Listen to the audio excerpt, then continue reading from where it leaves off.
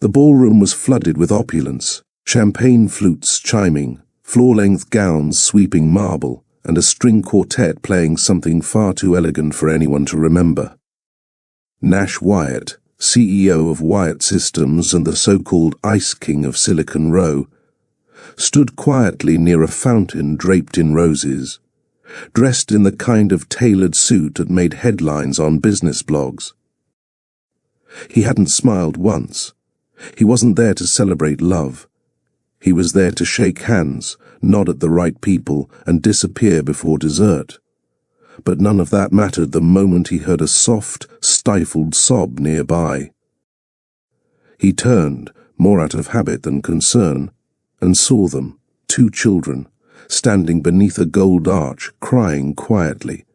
A girl with lace gloves clutched her little brother's hand, her eyes red from holding back too long. Something about their presence stilled the noise in his mind. Nash didn't ask who they belonged to. He didn't call for staff. He walked over, knelt without thinking, and opened his arms.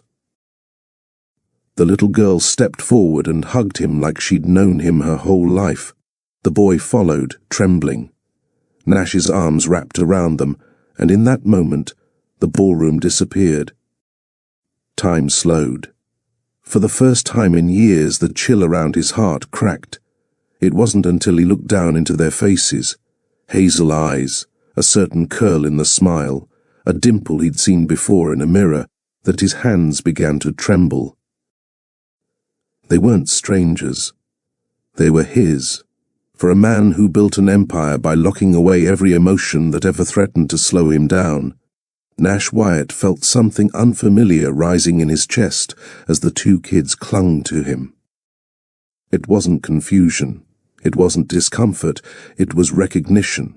The girl's soft sniffles brushed against the fabric of his suit. The boy's small hand tightened around his shirt. Their trust was instant, almost natural, and it rattled him more than any boardroom confrontation ever had. He'd come here expecting nothing more than an evening of polite conversation and forced smiles. Yet here he was, on the floor of a wedding hall, heart pounding like he'd run miles, holding 2 children who felt strangely connected to him. And that brings us to the question every viewer has probably asked themselves at some point. What would you do if life placed something important right in front of you? Something you didn't even know you'd lost? Would you reach for it? Would you turn away? Would you freeze, unsure of what this moment meant for everything you thought you knew? Because that's exactly where Nash was, caught between the man he built himself into and the past he thought he buried. He didn't know their names. He didn't know why they chose him out of everyone in that hall. But he knew one thing with absolute certainty. This moment wasn't random. It was personal. And deep down, he felt the truth pressing closer, tightening around his chest like a memory he tried too hard to forget. Nash Wyatt wasn't a stranger to sacrifices. He'd sacrificed sleep for code, friendships for deadlines, love for legacy. It was how he built Wyatt Systems into the East Coast's leading tech empire, by locking out distractions and emotions alike. He'd earned his moniker Ice King, not because he was cold by nature, but because no one, absolutely no one, had seen past the suit and silence in years. What the world didn't know was that once, before the boardrooms and investor calls, Nash had fallen deeply in love. Her name was Letty. She was light in a crowded subway, the girl who believed in his dreams when he only had 2 hoodies and a cracked laptop. They planned a future together, until ambition pulled him too far, too fast. The late nights turned into missed dates. Her laughter became background noise. Then one night, she was gone. Just absence. Nash told himself she moved on, that it was for the best. He buried her memory beneath company milestones and glossy press interviews. What he didn't know was that Letty had been pregnant, with twins. She raised them without his name, without his help, without a single call. And now, at a wedding neither of them expected to share, Those children, the ones he never knew he fathered, had walked into his life with tears in their eyes and his features on their faces. The empire he built suddenly felt hollow, because how do you reclaim years you never knew you lost? Nash Wyatt had faced down acquisition threats, media scandals, and billion-dollar investors without flinching. But standing there, knees on marble, two small bodies clinging to his chest, and the woman he once loved staring at him from across the room, he felt everything crash. The room had faded. The chatter, the music, the clinking glassware, none of it mattered anymore. He whispered just one word, voice cracking with disbelief. "Mine." Letty nodded. It was all he needed to unravel in front of everyone. The man who never cried wept, not because he was ashamed, but because he finally understood what he'd missed. Years of birthdays, bedtime songs, first steps, first words, all the moments that build a father, not by title but by presence. And now, he wanted them all back. But wanting isn't enough. Now Nash must prove that the man he is today can rise above the man he used to be, that second chances aren't just for love stories, but for broken families too. So if you're watching this, stay with us, because what this billionaire CEO does next will challenge every belief you've held about forgiveness, healing, and the kind of love that doesn't ask to be earned. It just asks to be shown up for. Before we go further, like this video, drop a comment if you've ever had to choose between love and ambition, and subscribe to Mr. Victor Storytime. Because stories like this, they're only just beginning. Manhattan was a city that never apologized for its chaos. But inside the top floor of a sleek, glass-draped tower in Midtown, everything was composed by force. Wyatt Systems occupied 5 floors in that building, but the true nerve center sat behind a matte black door with no nameplate, guarded by biometric scanners and silence. Inside that office, Nash Wyatt stood facing a wall of floor-to-ceiling windows that reflected not only the skyline, but the sheer control he had over his domain. He didn't pace. He didn't fidget. He simply stood, hands in his pockets, suit pressed, watch perfectly centered on his wrist, while a dozen executives nervously watched the loading bar on a conference screen. 7% margin loss in third quarter, one muttered. "Still leading the sector, but we don't pay you to almost dominate," Nash interrupted, his voice smooth and cold. He didn't raise it. He never had to.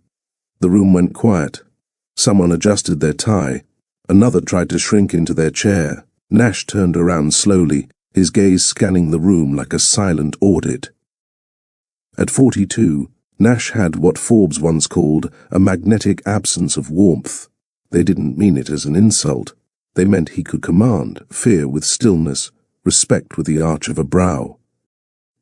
When he walked into a boardroom, the temperature dropped. People got serious. People moved. He wasn't cruel. He was calculated. That's what made him powerful. From AI systems that powered Fortune 500 banks to predictive algorithms for logistics firms, Wyatt Systems was the brain behind other people's success. And Nash had engineered every piece of it. Not with charm, not with small talk, but with absolute discipline. He never drank at networking events. He never mingled after keynote speeches. He never laughed unless it was rehearsed. His closest companion wasn't a friend or partner. It was an AI voice assistant named Jade, programmed with over 17,000 lines of his preferences and a direct connection to his daily schedule. Nash Wyatt didn't attend parties. He sent gifts. He didn't return calls. He bought companies. He didn't lose. At least, not publicly. "Replace the product lead," he said calmly. "We scale efficiency or we stall growth. Make the call by end of day." A murmur of "yes, sir" followed as he walked out of the room, leaving only the sound of shallow breaths behind him. By all measurable standards, revenue, reputation, press exposure, Nash Wyatt had achieved everything a man could want. But as he stepped into his private elevator, alone, his reflection in the polished doors didn't smile back. He never did. Not anymore. Nash Wyatt's calendar was color-coded by quarter, his meals selected by a private dietitian, and his interactions filtered through 2 executive assistants, and Jade, his AI system. Yet every night, when the last light dimmed in his penthouse overlooking the city, it wasn't noise that greeted him. It was the silence, the kind that echoed. The kind that clung to the walls, the kind that reminded him how much he'd traded to sit at the top. His penthouse in Midtown boasted floor-to-ceiling windows, voice-controlled lighting, imported Italian marble, and a rooftop terrace that made architectural magazines. But none of it filled the gap. The couch in the corner remained untouched. The kitchen gleamed because no one cooked in it. The bed was too large for a man who always woke up alone. Late-night board calls, early morning investor briefings, international summits, these were his constants. There was no one to check in on him, no partner to question why his eyes always looked tired behind success.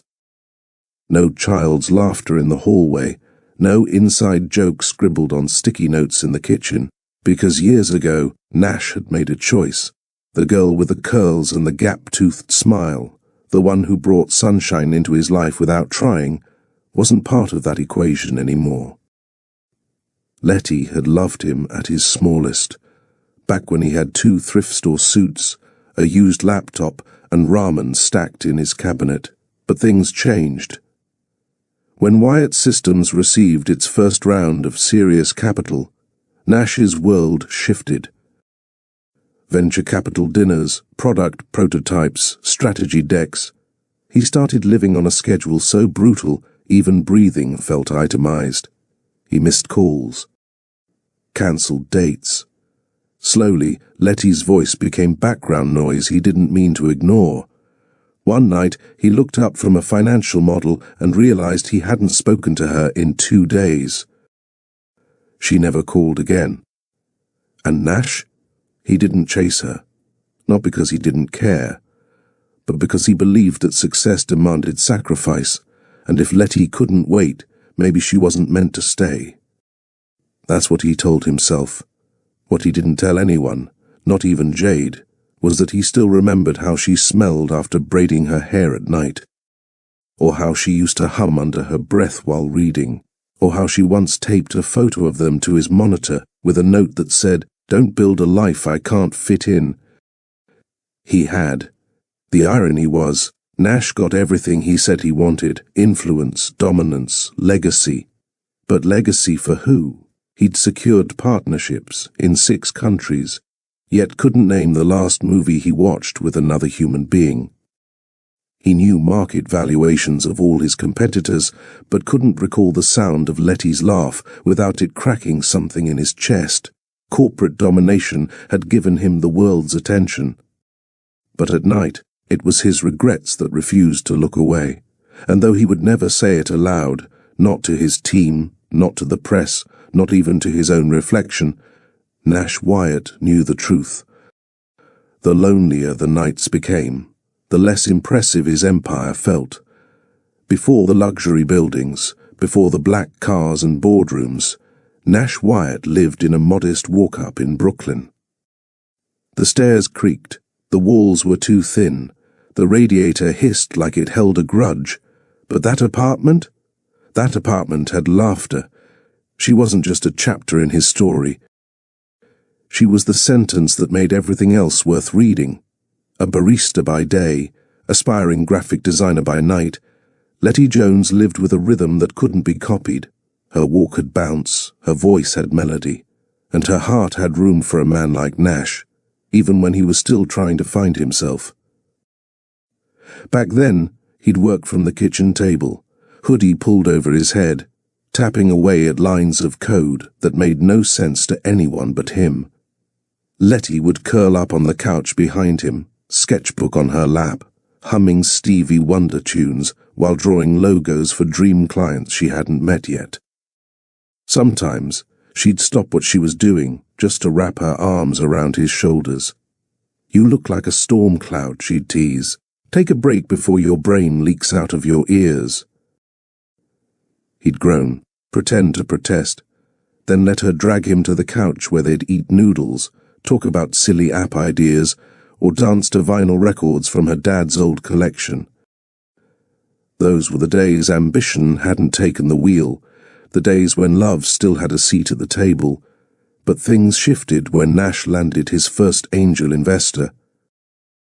Suddenly, those long hours felt less noble and more urgent. His mind stopped at nothing: wireframes, user testing, growth strategy. He started sleeping at co-working spaces, answering emails during dinner, missing birthdays, cancelling plans. Letty would wait, for a while, but over time her smile didn't reach her eyes as often. Her sketches piled up on the coffee table, untouched.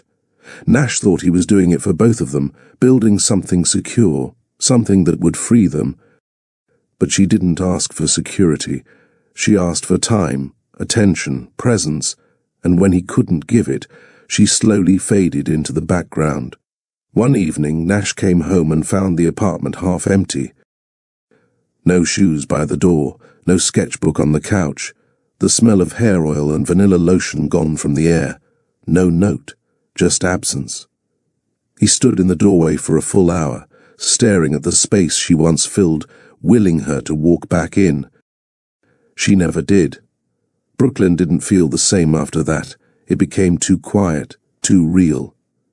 Nash moved to Midtown 6 months later, bought silence with square footage, replaced Letty's music with white noise machines, replaced ramen with Michelin star meals he barely tasted. And if anyone asked why he left Brooklyn, he'd just say, "I outgrew it." But the truth?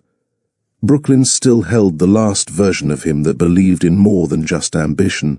It held the man who once thought love and success could coexist. It held Letty, and it held the warmth that no penthouse had ever managed to replace. Most people assumed Nash Wyatt didn't feel pain. That wasn't true. He just knew how to file it away, like one more forgotten invoice at the bottom of a stack. But pain had a funny way of resurfacing when silence got too deep.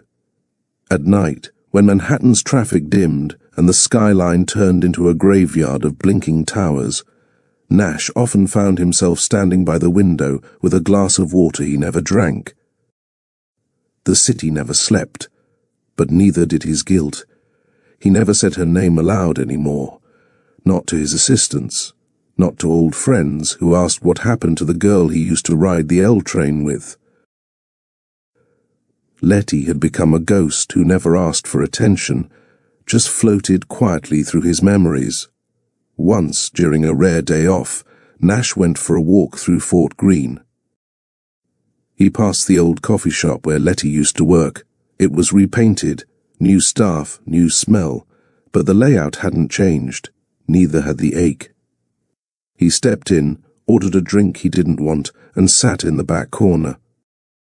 She used to sit there, feet up on the chair, hair in a bun, sipping tea while grading logo mock-ups. He remembered how she'd wink at him from across the room and mouth, "Hustle, baby." He hadn't realized he was smiling, until the smile cracked into something tighter. It always ended that way. He never cried, not at meetings, not when investors pulled out of a deal, not even at his father's funeral. But he clenched his jaw every time a commercial came on with a girl who looked even slightly like Letty. He cleared his throat when the office AI assistant mispronounced a word in a voice that somehow reminded him of her. He scrolled past old photos so fast he could have mistaken them for spam. That was his version of grieving. Fast, private, unspoken. Jade, his AI assistant, once asked if she should remind him of Letty's birthday. He deleted the prompt, had the algorithm reconfigured, said it was a data privacy error, but it wasn't. It was a wound he couldn't name. Nash buried himself in deals, launches, new product lines, and quarterly earnings. Every new milestone made it easier to pretend he hadn't missed something along the way. Every new success built a wall around a part of him he refused to visit. He knew he wasn't heartless. He just refused to open a door.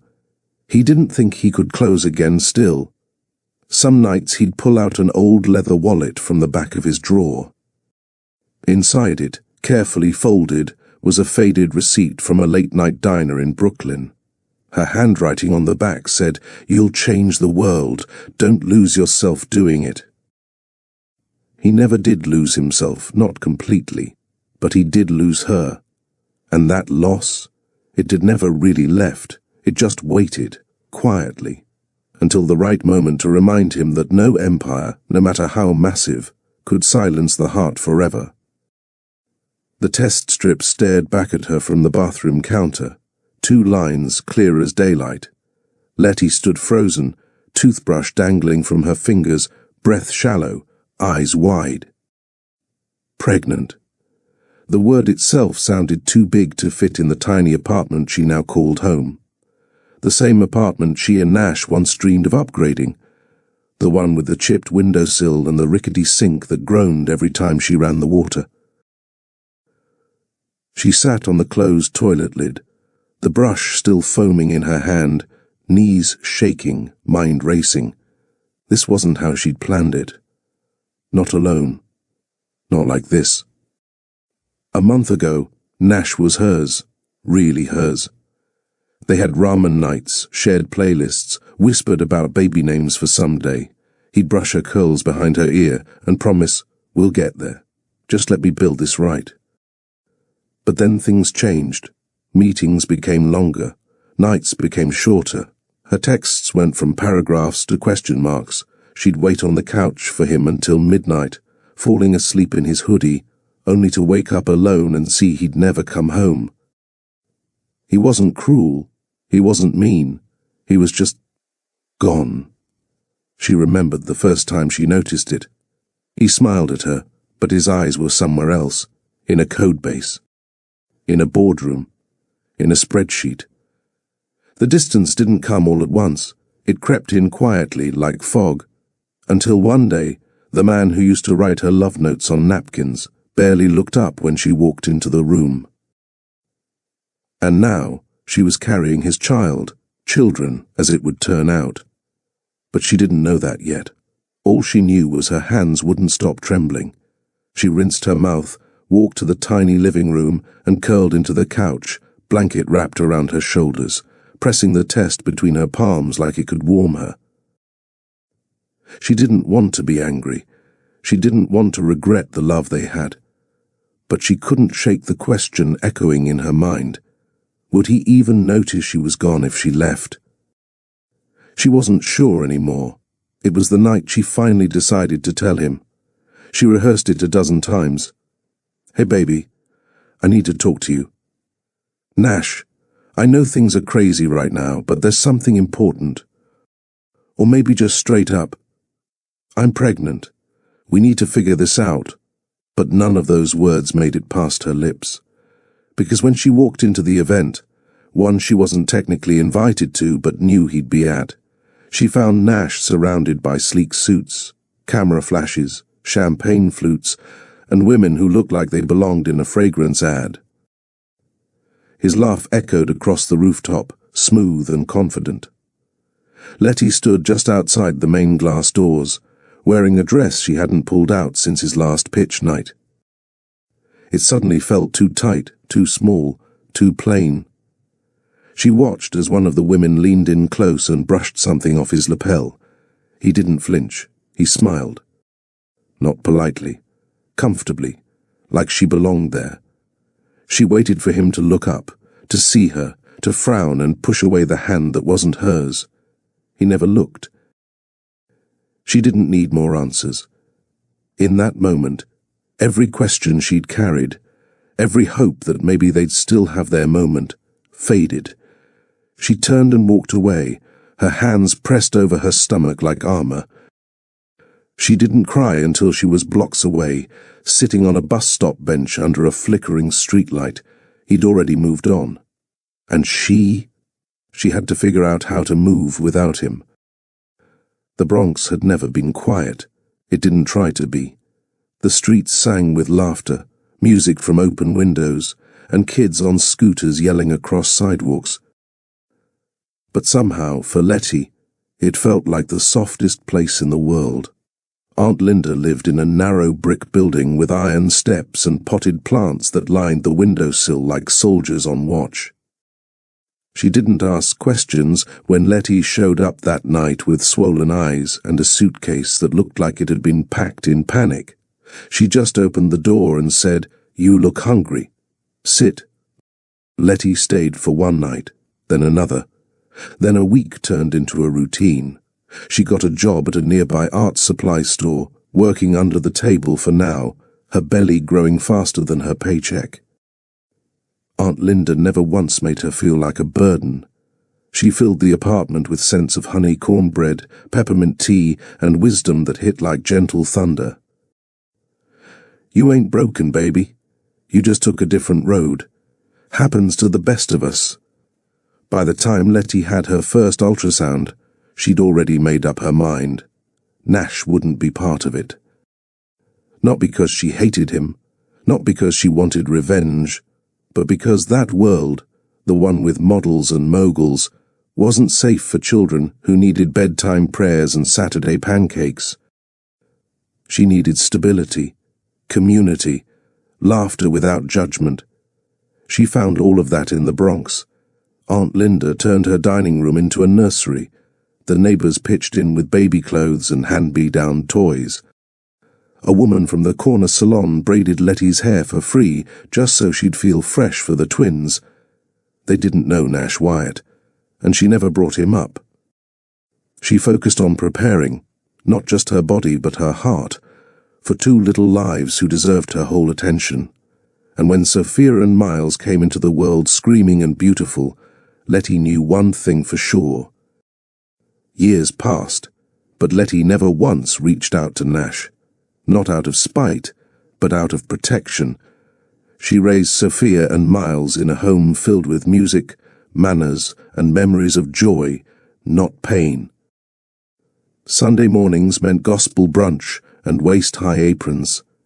Evenings were for bedtime stories told in silly voices and lullabies hummed in off-key harmonies. Letty made sure the twins knew they were wanted, even when she had to work double shifts or when the power flickered from an overdue bill.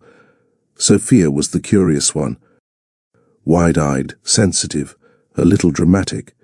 She could memorize lyrics after hearing a song twice and was always the first to comfort her brother when he got frustrated. Miles was quieter but sharp. He loved building things, took apart remote controls and repurposed the batteries into toy robots. When he was 5, he told Letty, "I want to build things that help people." She kissed his forehead and whispered, "Just like your daddy, you just don't know it yet." She never hid Nash's existence. She just told the truth in the simplest form possible.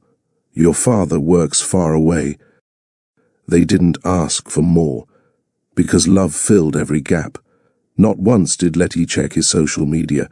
Not once did she call, because no matter how lonely it got, she was at peace knowing she built something real without needing to beg for space in someone else's empire.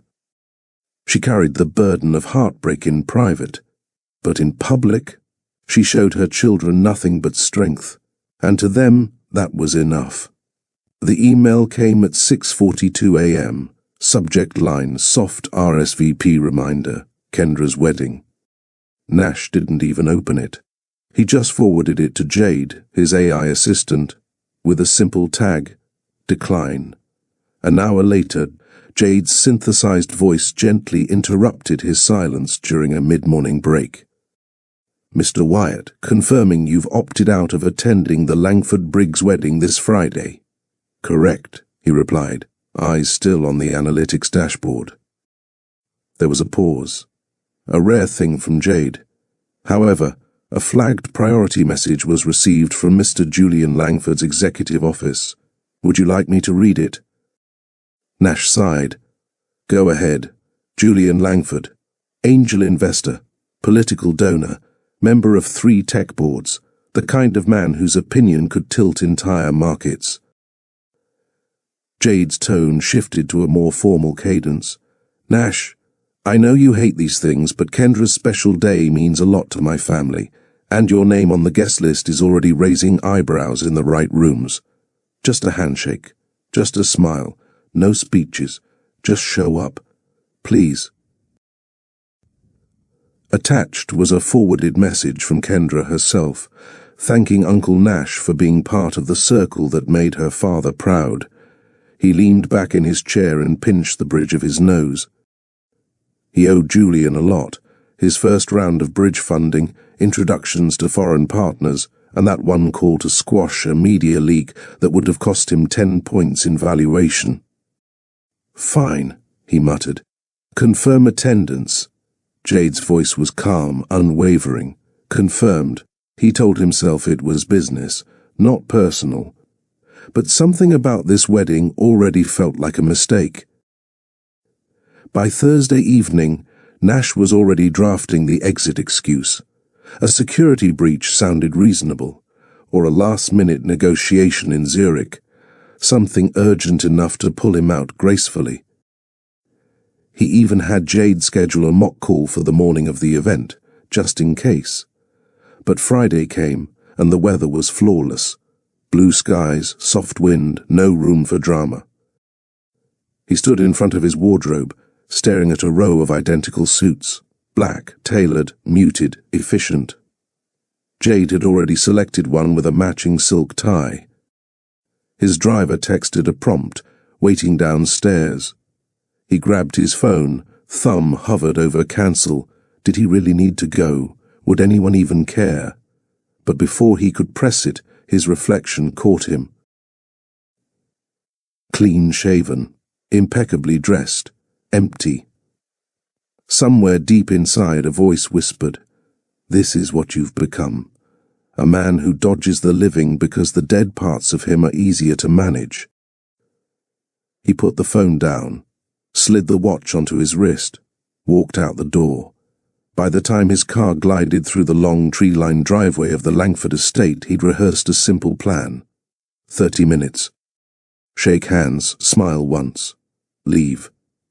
The gates opened to reveal manicured lawns, floral-covered arches, and valets guiding luxury vehicles into position. From the back seat, Nash observed everything like a surgeon peering through glass, clean, clinical, detached.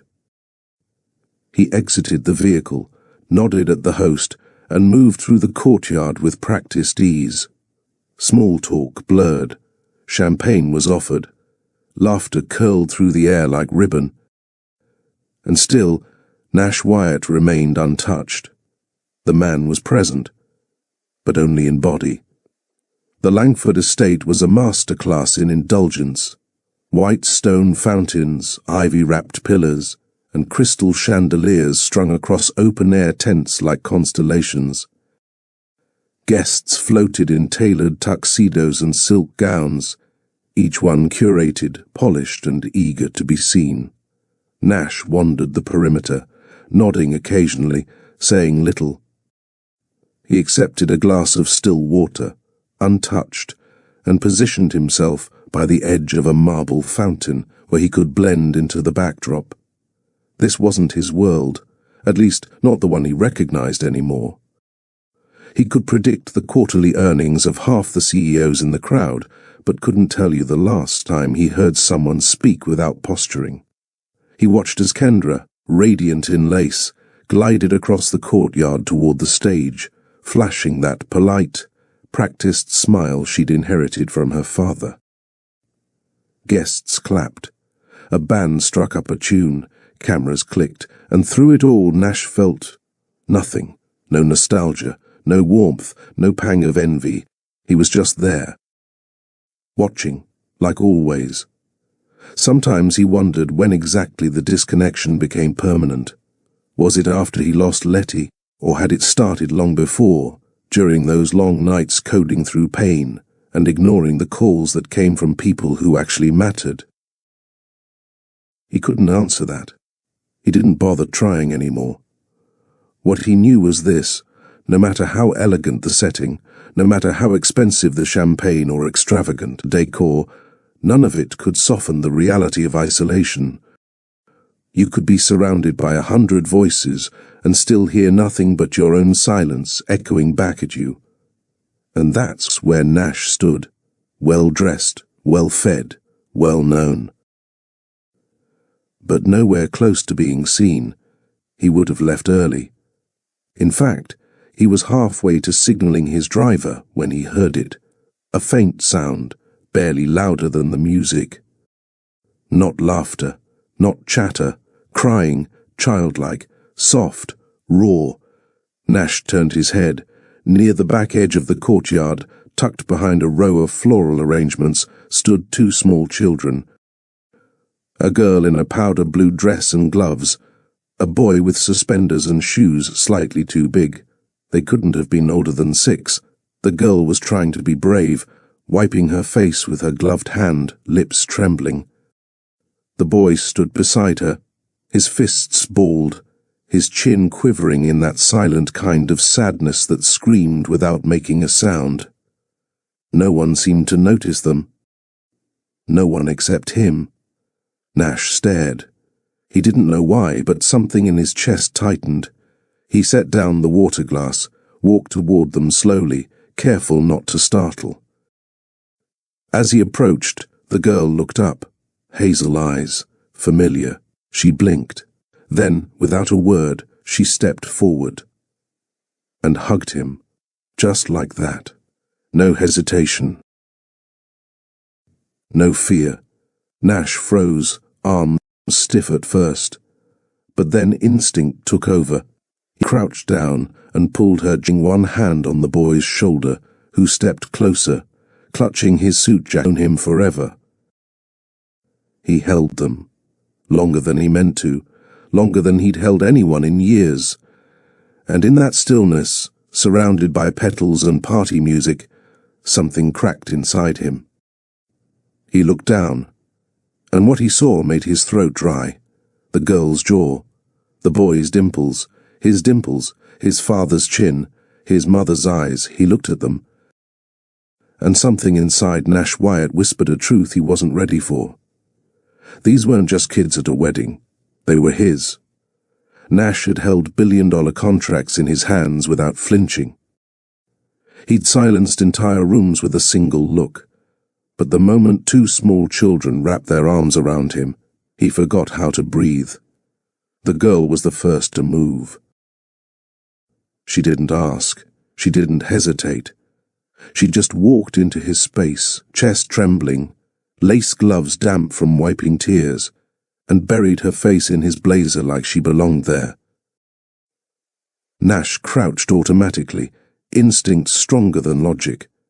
The boy followed, slower, unsure at first, but when he saw his sister melt into this stranger's arms, something in him released.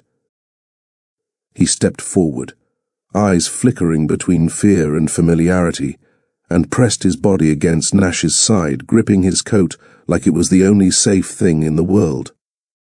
Nash didn't speak right away. Neither did they. The girl sniffled. The boy's breaths came in short, shaky bursts. His small fingers twisted into the lapel of Nash's jacket, clinging tighter with each passing second. Finally, Nash lowered his head and said softly, "Are you two okay?" The girl nodded without looking up. Her voice was muffled. "We got lost. Where's your family?" he asked. She pointed vaguely toward the crowd, then dropped her hand. "We were waiting for Mummy. She went to talk to someone." Nash blinked. "Do you know her name?" The girl pulled back, looking up with tear-glossed eyes. "Letty." Every muscle in Nash's body stiffened. The name cut through him like lightning. He swallowed, tried to steady his voice. "And your name?" "I'm Sophia," she said proudly, wiping her face with the back of her glove. "And this is Miles." The boy gave a quiet nod, but said nothing. Nash stared at them, hazel eyes, dimples, familiar curves in their cheeks, even the shape of Miles's nose. It was unmistakable. It didn't add up, not yet. But the questions started clawing at him. He knelt fully now, both knees on the cool stone, leveling his eyes with theirs. "How old are you?" 6.5, Sophia answered quickly. "Miles is 10 minutes older, but I read faster." Despite the pain, Nash almost smiled. Twins, 6.5. He closed his eyes for a beat, thought back, the timeline, the silence, Letty's sudden absence. He looked at them again, truly looked, and something ancient inside him cracked. Nash didn't plan to comfort them. He didn't calculate how long to stay or measure the optics of kneeling at a wedding in a $1,000 suit, holding children no one had introduced him to. He just stayed, because in that moment, nothing else made sense. Sophia had stopped crying, but her body still trembled. She pressed her cheek against his chest, calming slowly with each breath. Miles had moved to his other side, resting his head just under Nash's arm. Nash adjusted his posture and wrapped them both in a gentle embrace, protective, warm, unfamiliar. "Did someone hurt you?" he asked. "No," Sophia murmured. "Just too many people." Miles finally spoke, voice low. "Someone bumped into her and didn't say sorry. She started crying, so I tried to find a grown-up, but nobody listened." Nash's jaw clenched. He didn't need names. The image alone, his daughter crying while grown-ups sipped champagne and pretended not to notice, was enough to stir something primal. He nodded. "You did the right thing." Miles looked up. "You're not mad?" "Mad?" Nash repeated, genuinely puzzled. "No. Why would I be mad?" "Some grown-ups get mad when we talk too much," Miles whispered. Nash shook his head slowly. "Not this one." The boy's expression softened, shoulders loosening just a little. Sophia shifted and looked at him again. "You smell like soap and computers." That made him chuckle. "Fair enough," he replied. "You smell like glitter and grape juice," she giggled. "Just once, but it was bright, real." Nash exhaled a breath he hadn't realized he was holding. He wasn't good at this. He didn't know the right words, or the perfect tone, or how to hold a child when his entire adult life had been shaped by control and distance. But here, with their tiny arms around him and their hearts so open, he didn't need to be perfect. He just needed to be present, and somehow that was enough. For a man so accustomed to data, logic, and algorithms, Nash couldn't explain the feeling. It wasn't rational, it didn't follow patterns, but it was undeniable. He knew them, not from a picture, not from a dream, but from somewhere deep in his bones. He studied Sophia's nose, the faint curve of it, exactly like his mother's. He remembered that curve every time she adjusted her reading glasses and scolded him for skipping meals. He glanced at Miles, whose jaw set the same way his did when something didn't feel right. That quiet tension in the shoulders. He saw it in his own mirror every morning. And their names, Sophia, Miles. He didn't know Letty's inspiration behind them, but they landed softly on his ears like something he should have been saying for years. He was still holding them when a shift in the air made him glance up. A presence, a pause, footsteps he hadn't heard until they stopped. Then a voice, soft, familiar, and sharp as memory. Nash. He looked up and saw her, Letty. Time hadn't dimmed her. It had refined her. Her dress was simple, elegant. Her curls were pinned up, but one had escaped and framed her cheek. Her eyes locked onto his, widened, wet, stunned. She took a step forward. One hand clutched her purse, the other fluttered mid-air, uncertain whether to reach for the children or to brace herself. Nash felt the world slow. The kids moved to her, instinctively, but still glanced back at him like they weren't sure who needed comfort more. He rose, slowly, the ache in his knees forgotten. They stared. No one moved, no one spoke. And in the stillness, in the chaos of all he didn't know, Nash whispered the only thing he could manage. "They're mine?" Letty didn't answer immediately. Her throat bobbed. Her eyes flicked to the twins, then back to him. She nodded once, slow, final, and that was it. The Ice King of Silicon Road dropped to his knees again, this time not in instinct, but in surrender. His chest heaved, his shoulders shook, and tears spilled down a face that had spent years pretending it forgot how. He didn't cry because he was broken. He cried because something in him had finally started to heal. Letty was only gone for 10 minutes. She had stepped away from the children briefly to greet a distant cousin, say hello to the caterer who used to teach her Sunday school, and grab a bottle of water before returning to her spot by the floral arch where the twins had been waiting. Panic flared instantly. She weaved through rows of white chairs and floating laughter, eyes darting in every direction, searching for tiny shoes and curls. Her heels clicked faster against the stone tiles, her hands trembling as she whispered their names under her breath. Sophia, Miles. Then she heard it, a giggle. Not just any giggle, Sophia's. She turned toward the sound, and stopped. Dead center in the garden courtyard, where wedding guests mingled with drinks and whispered behind sunglasses, Letty saw a man on his knees.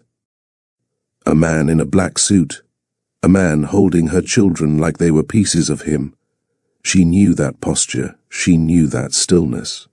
And when the man slowly turned his head, their eyes locked. Shock surged through her chest so fast it made her grip the edge of a garden pillar just to steady herself. Nash. He looked older, sharper jawline, heavier gaze, but she'd know that face in any crowd. The same face she had loved, the same face she had left. Her breath hitched. He stared back like he'd seen a ghost.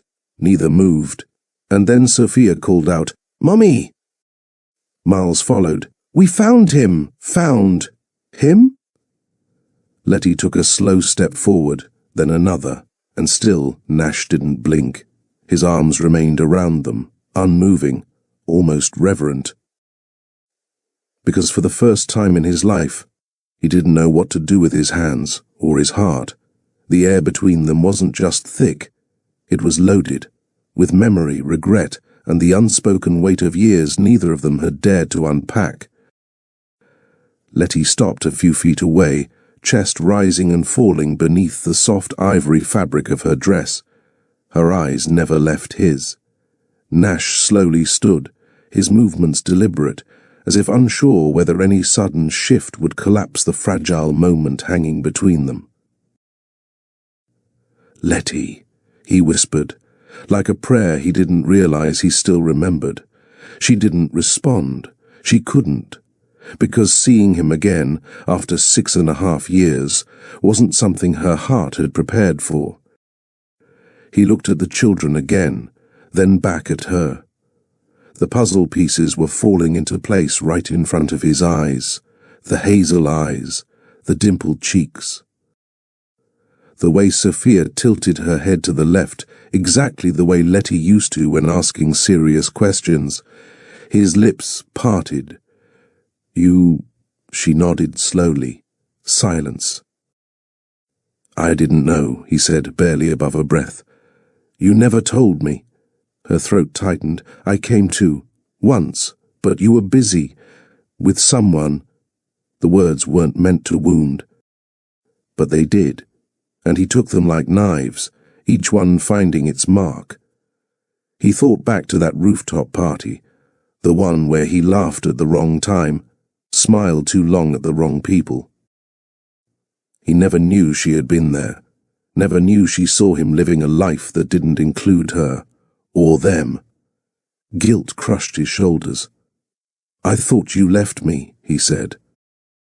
"I did," she admitted, her voice soft but steady, "because I thought you'd already left me first." They stood there, years of mistruths passing silently between them. And around them, the world kept moving. Guests laughing, waiters passing, music playing. But in that corner of the wedding, time refused to budge. He turned toward the twins again, still so unaware of the storm swirling above them.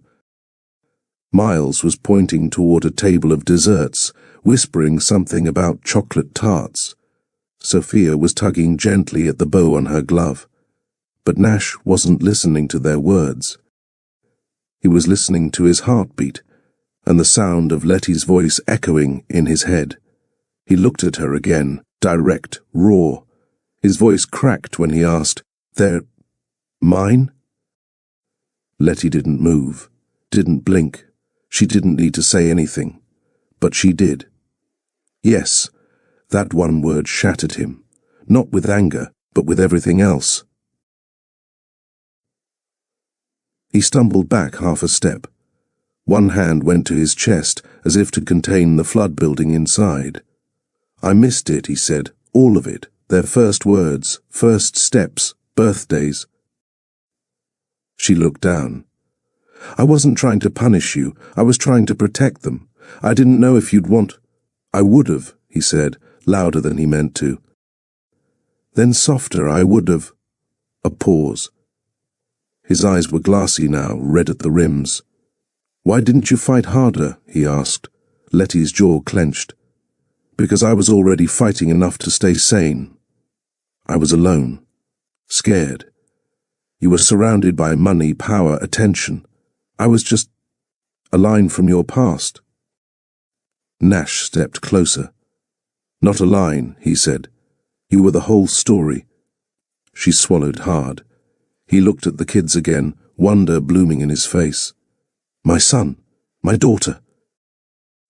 Saying it aloud made it real, and for a man who built an empire out of knowing what to expect, this moment brought him to his knees all over again. It started slow. A single tear slipped down Nash Wyatt's face and hit the stone pavement. Then another, until the man who had once been called unshakable, who had faced senators, billionaires, and global shareholders without breaking stride, was now openly sobbing at a wedding he was never meant to attend. He didn't care who was watching. Guests turned their heads, some whispered, others clutched their pearls or glanced at each other in confusion.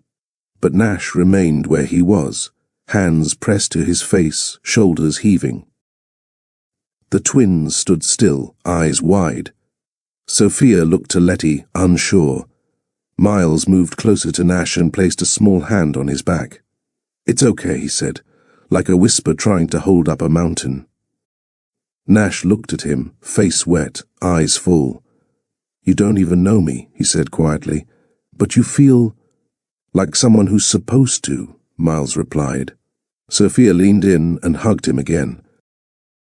And that simple gesture, soft, unconditional, innocent, undid the rest of him. Letty slowly stepped forward. Her own eyes were misty now, but her voice was calm. "Steady. We can talk, not here, but later." He nodded, still kneeling, still crumbling, but now rebuilding. Guests tried to piece together what had just happened. Julian Langford himself looked stunned, mouthing something to his wife about Wyatt crying, but none of it mattered, not to Nash, not anymore, because for the first time in years his tears weren't about loss. They were about rediscovery, and the realization that sometimes the life you thought was over is actually the one just beginning. The event staff found them a small private lounge tucked behind the courtyard, a room meant for bridal touch-ups or caterers on break. Tonight, it served a different purpose entirely. Letty held the door open for the twins first. Miles was unusually quiet, and Sophia clutched her hand as if the day had been heavier than her little shoulders could bear. Nash followed behind them, slower, as though walking through air thick with memory. His hands remained in his pockets, not out of arrogance, but because, if he didn't keep them there, he wasn't sure what they'd do. The lounge was quiet, dim, a velvet sofa, a small side table, and a window that let in slivers of fading daylight. The twins climbed onto the couch and curled beside each other without a word. Within minutes they were asleep. Letty adjusted Sophia's head against a cushion, tucked Miles's arm beneath the throw blanket, then stood upright, still not facing Nash. He watched her. There was so much to say, but none of it knew how to come out. He took the chair across from her, leaned forward, and rested his elbows on his knees. She finally turned. Her expression didn't carry anger, but it didn't offer forgiveness either. Just weight, the weight of time, motherhood, loneliness and strength. Nash spoke first. "Thank you, for raising them." Her lip trembled slightly, but she controlled it. "I didn't do it for thanks." "I know." Silence fell again. But it wasn't cold. It was full, dense, almost sacred. Two people, one broken timeline, and a room too small for everything unsaid. "I came to see you once," Letty said suddenly. Her voice didn't rise. It landed soft but direct. Nash looked up. She continued. "It was the night I found out I was pregnant. I wasn't even showing yet. I'd written down what I wanted to say, word for word. I practiced in the mirror." He remained still, listening. "But when I got to your building," she said, "there was a party. Models on balconies. Laughter. You were laughing too." His face tightened. "I stood outside for 15 minutes, she said, arms folded now, not defensive but holding herself steady. "I watched you. You weren't the same man who walked me home in Brooklyn when I was sick and carried my groceries because my hands were too full." "I didn't know," Nash whispered. "I didn't expect you to," she replied. "That's why I turned around and left." He leaned forward. "I swear, Letty, I thought you left because you didn't want to deal with the stress. I thought you gave up." Her laugh was dry. "I gave birth in a hospital room with a cracked ceiling and a nurse who thought I was 18. I didn't give up. I just stopped chasing a man who didn't see me anymore." His throat burned. Nash ran a hand through his hair. "I didn't hear from you. Not once," she nodded, "because I wasn't going to beg." Those words hit harder than anything he expected. He wanted to argue, to defend, but he couldn't, because he understood, because he'd done the same thing, walled himself off, built forward, never looked back. And now here they were, looking back together. The quiet that followed wasn't silence anymore. It was recognition. They'd both lived different versions of the same heartbreak. Both blamed the other. Both justified their absence. Both carried a piece of pain that mirrored the other's. Nash stared at the floor, his voice low. "Do they know about me?" Letty hesitated. "Not by name. I just told them. Their father worked far away." He nodded, absorbing the blow with a grimace. "I didn't want them to grow up thinking someone rejected them," she said. "But I also couldn't lie and say you were coming back. That's fair. I figured if fate wanted you in their lives," she added, "you'd show up. Or not." He looked up at her again. "But you did," she whispered, her eyes misty now. "You actually showed up." "I didn't plan to," he admitted. "I almost cancelled, twice." "But you didn't—" "No." Their eyes met again, and this time the hurt didn't scream as loud. It hummed, soft and tired. "You were the one person," Nash said, "I thought would never disappear."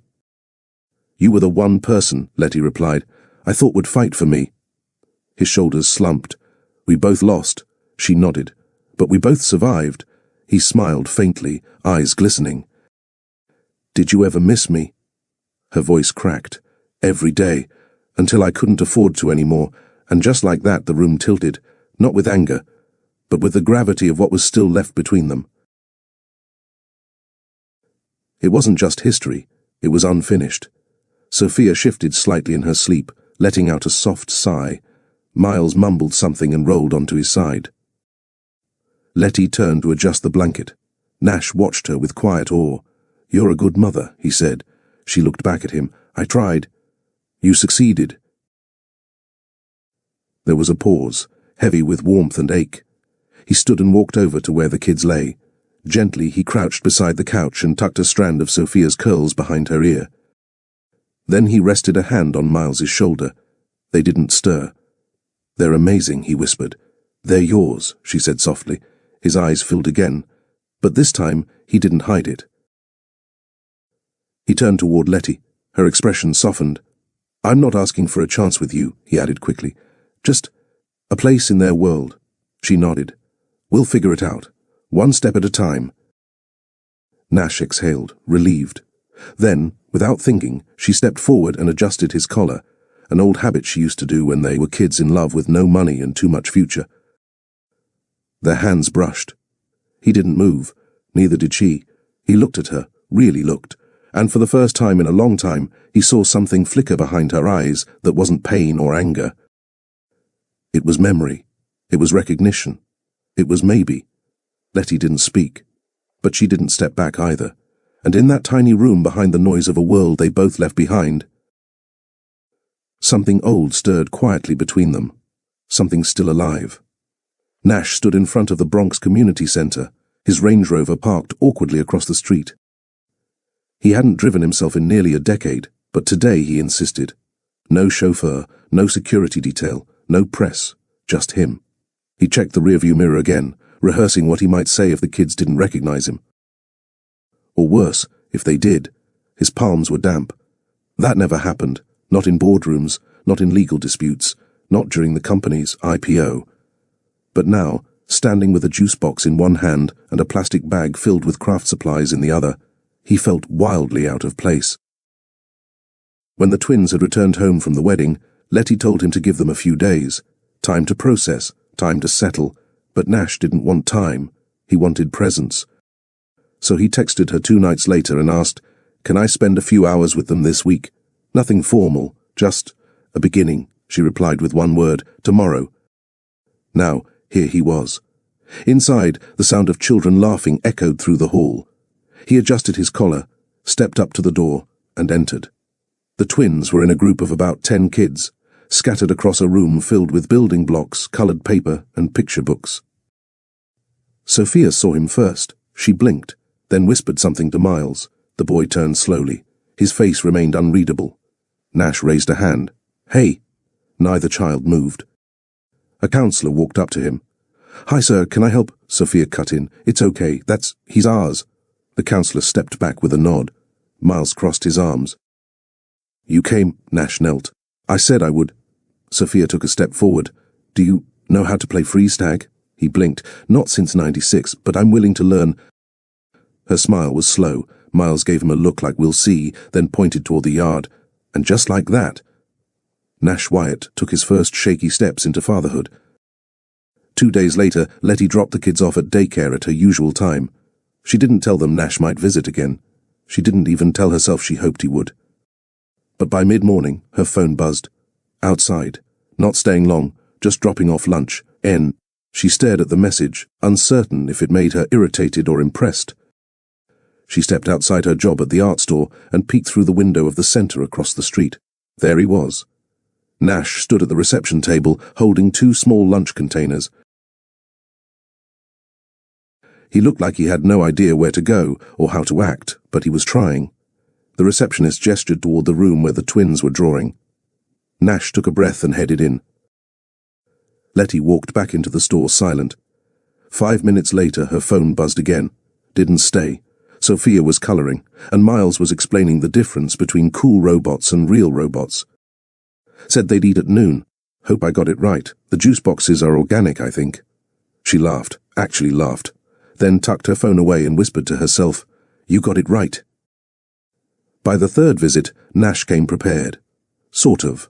He wore jeans, real ones, not tailored, not pressed, just jeans. He also brought snacks, fruit slices shaped like stars, because apparently Sophia liked anything shaped. And a robotics kit he thought might interest Miles. "Hey," he said, entering the room. The twins looked up. "Hi," Sophia replied, waving him over. Miles was already kneeling by a puzzle. Nash sat on the floor, stiff at first and slowly loosened. The teacher raised an eyebrow but said nothing. "I brought something," Nash said, sliding the small box toward them. Miles opened it. "You brought gears." "Not just gears," Nash said. "It's a miniature robot arm kit." Sophia peeked inside. "It looks complicated," Nash chuckled. "So are most things that turn out great." Miles looked up at him. Do you know how to build it? Sort of, Nash admitted. But you'll probably be better at it than I am. Miles smirked. Obviously, Sophia giggled. Over the next hour, Nash fumbled his way through tiny screws and unclear instructions, watching Miles take over and Sophia assign roles like a tiny manager. You hold that. You twist this. Daddy, don't force it. He froze. Not because she said it, but because she said it naturally, like it fit. He looked up, stunned. Sophia blinked. That okay? His voice cracked. More than okay. From the sidewalk, Letty stood by the gate watching. She hadn't meant to spy, but something inside her needed to see it. To see if he meant it, to see if he'd quit after a week. Instead, she found Nash sitting cross-legged on the floor, holding wires while Miles connected them. Sophia was sitting on his shoulders, pretending he was a horse while giving out bossy instructions. He didn't look frustrated. He looked happy, unpolished. Ridiculous, but happy. She leaned against the fence post, arms crossed over her chest, unsure what emotion to assign to the tightening in her throat. He was doing it. He was showing up. She'd convinced herself he wouldn't. She thought the suit would crack under the pressure, that the man she once loved had died in a tower of ambition. But here he was, sitting on a carpet that probably smelled like glue and juice boxes, laughing like it wasn't beneath him. She exhaled, deep, shaky, then turned and walked away before anyone saw her tears. Because for the first time in years, she didn't feel alone in this, and for the first time ever, her children had a father who was trying not to be perfect. Just present, the first time Letty saw the for lease sign disappear from the brownstone down the street, she didn't think much of it. The place had been empty for months, too expensive for most in the neighborhood, too modest for outsiders looking to flip it. So when she spotted a familiar black SUV in the driveway a week later, her breath caught. He hadn't said a word, no warning, no fanfare, just action. Nash had quietly moved into a classic two-story brownstone with brick detailing and a worn iron gate that creaked when pushed. The home wasn't flashy. It blended into the block, the kind of place where kids rode scooters on the sidewalk and old men played dominoes under stoops. But to Nash, it was everything his penthouse wasn't. He chose it for one reason: it was walking distance from Letty and the kids. Inside, the floors creaked in places. The kitchen tiles were chipped. The garden out back had been neglected for years. He didn't mind. He hired a local contractor to restore it, slowly, respectfully. No marble, no automation, just warmth. He ordered bunk beds, colourful bedding, Sophia's favourite nightlight in the shape of a sunflower. A corner of the living room became Miles's engineering lab, complete with small plastic drawers for parts and a second-hand workbench. The neighbourhood raised eyebrows at first, but Nash didn't come to be seen. He came to stay, and from the front porch, every time he heard the sound of Miles's bike tyres on pavement or Sophia's laugh echoing down the block, he knew. He'd made the right move. It started with a Saturday. Sophia had a school event, a small poetry night where each student would stand under string lights in the gym and read a poem they wrote themselves. Letty had already RSVP'd, but to her surprise, Nash texted the night before. Do you think she'd be okay with me coming? She didn't reply immediately, then typed, If you come, don't just be a guest. Be proud of her out loud. He responded with one word, always. He showed up early, brought flowers, not roses, sunflowers, because Letty had once mentioned they were Sophia's favourite.